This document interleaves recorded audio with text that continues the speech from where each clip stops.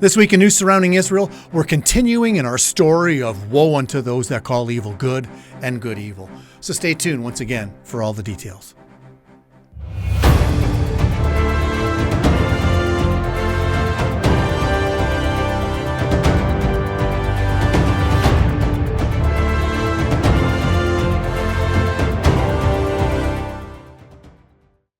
Well, shalom, everyone. Welcome once again to this week's newscast. I'm Robert Gottselig, your host. And last week I spoke about how the Israel haters out there always are accusing Israel of actions that they themselves commit or are wanting to commit, lining up exactly with what we read in Isaiah chapter 5, verse 20, when God says, "Woe unto those that call evil good and good evil."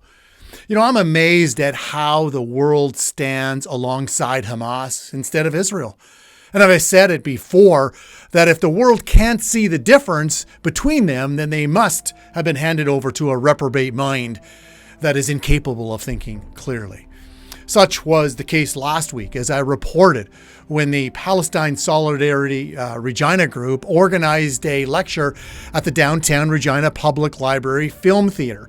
Now, I won't get into the details of how the event was canceled and then put back on. Just simply go back to last week's newscast and have a look.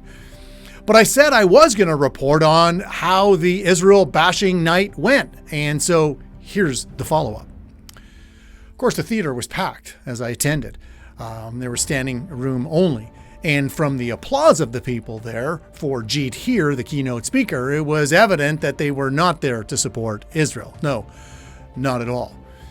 And throughout Jeet's almost hour-long lecture, Israel was referred to as colonizers, committing genocide and ethnic cleansing the land. He also said that Israel was like a old-fashioned colonial settlement, like the Old West, because Israeli forces, they stand out everywhere in Israel holding guns. Well, I say thank goodness for the Israeli forces because, you know what? They keep the peace. They keep the peace. We need law and order in our countries. He also made the commitment that Israel has become a selling and testing ground for U.S. weapons. And of course, throughout the whole entire evening, he received many rounds of applause with some laughter at his light humor. Well, none of that surprised me, except that the demographic majority was not Palestinians. However, Jeet did open up at the end for a Q&A, which I was thankful, and at which I was able to make a few points followed by a question. Have a look. Colonialists, they're committing genocide. But geopolitically, Israel has a right to the land because the Balfour Declaration of 1917 became international law in 1920 in San Remo. And then even though the British had that mandate, they did not do that. And then the UN, partitioned the land in 1947. So internationally speaking, they had a right to the land. Certainly, historically, everywhere we look today where they stick a shovel in the ground, you find archaeological evidence to support that the Jewish people were there. And in fact, even though the diaspora happened in 70 through 135 AD, there was always a Jewish presence there in Hebron, in Jerusalem, in Safed, Tiberias. And so I'm getting to my question here, and also biblically. Of course, I'm a Christian here. Yeah, I will get to that. Just 1 second, please. But biblically, God said he'd scatter them, and that's why we see the Jewish people scattered today.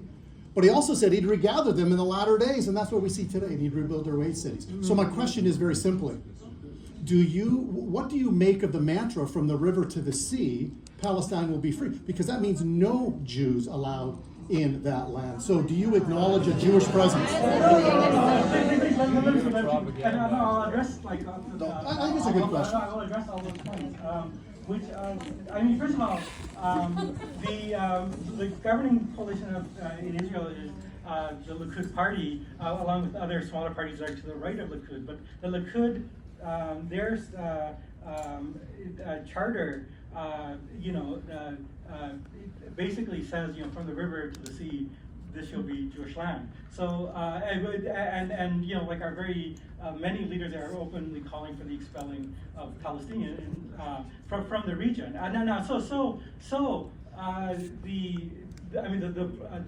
If you say there are two people there that both have just some claim to land, then I think the fact that the Israelis, the dominant power, backed by the world's greatest superpower, are led by a government that is, pretty openly committed to ethnic cleansing, and has been, like going back to the days of Ben Gurion.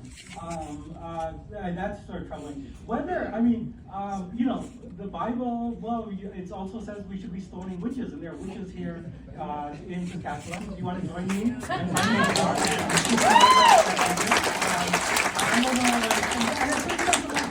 Balfour, Treaty International, do we really want to say what, Lord Arthur Balfour, this man who openly said, the inferior races have no rights, that his decision in 1917 should be govern what we consider to be lawful in 2024. I don't, no lords, no masters.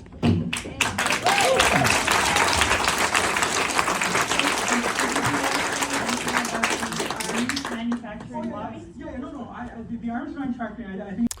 Pretty sad that the majority of the people could care less about what I said. And when the point about the Bible was brought up, it was just mocked with ease. Again, I wasn't surprised by that at all. Just really saddened by such ignorance. But he never really answered my main question of, do not the Jewish people have a right to the land of Israel? Because the mantra from the river to the sea says, no Israel, therefore no Jew allowed. And again, people chimed in with their displeasure to my question. Well, what else does that mantra mean? What else does it mean? Show me anywhere on an Arab map where Israel and the so-called Palestine are shown together. You won't find it. Therefore, the mantra calls for Israel's destruction, and ultimately that means the destruction of the Jewish people, plain and simple. Well, what can we take away from all this? Well, we need to be involved, especially for those of us who love Israel and the Jewish people. We must stand up and put our beliefs into action and speak out every opportunity we get against anti-Zionism, which, as I said last week, is anti-Semitism. Because if we don't, friends, we are no better than those in Nazi Germany who remained silent. And if you think that your voice can't make a difference, you're wrong. Because on May 14th of this year, I came alongside the Jewish community to a flag-raising ceremony at City Hall in which they raised the Israel flag in honor of Israel's rebirth as a nation in 1948. And it was wonderful to be there with my Jewish friends as we sang Hatikva together, Israel's national anthem, as the flag was raised on high. However, it was not long after that the Palestinians came by, as you can see, with their Palestinian flags, protesting the Israeli flag, demanding that the city take down Israel's flag. And this small group of people, they rallied their troops to challenge the city on raising the flag, as they said, of a country committing genocide. Yes, that's what they said. And that small voice resonated loud enough to have the city debate whether they should continue to raise the Israel flag every year or not. Now, I haven't heard the outcome of that debate, which happened just not that long ago.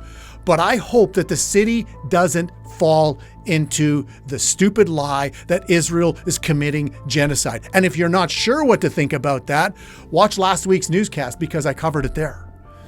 But this idea that Israel's committing genocide is just pure nonsense. But again, my point is, friends, get involved.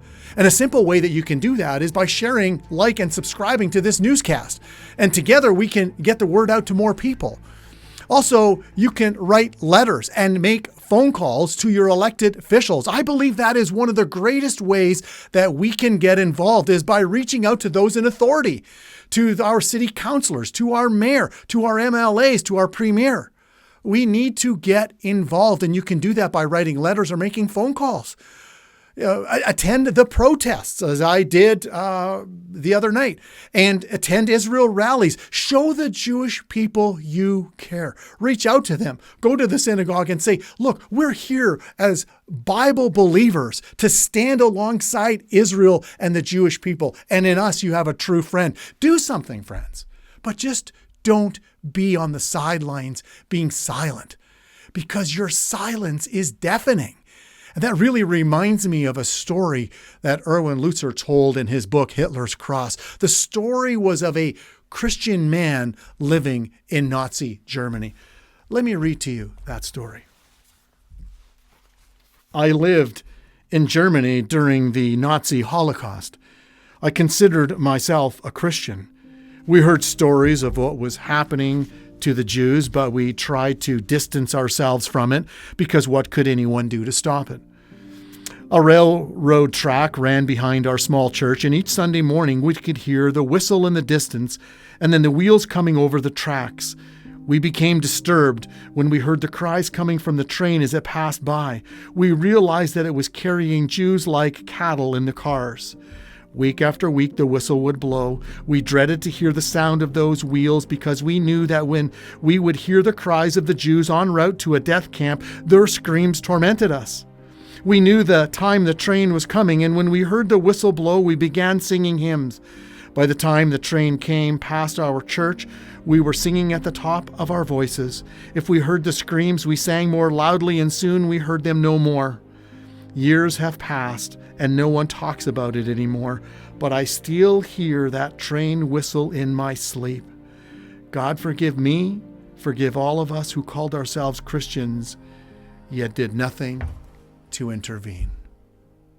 Get involved, friends, and let's stand, love, and support Israel and the Jewish people. And with that, and until next time, thanks once again for joining us on another episode of In News Surrounding Israel. God bless.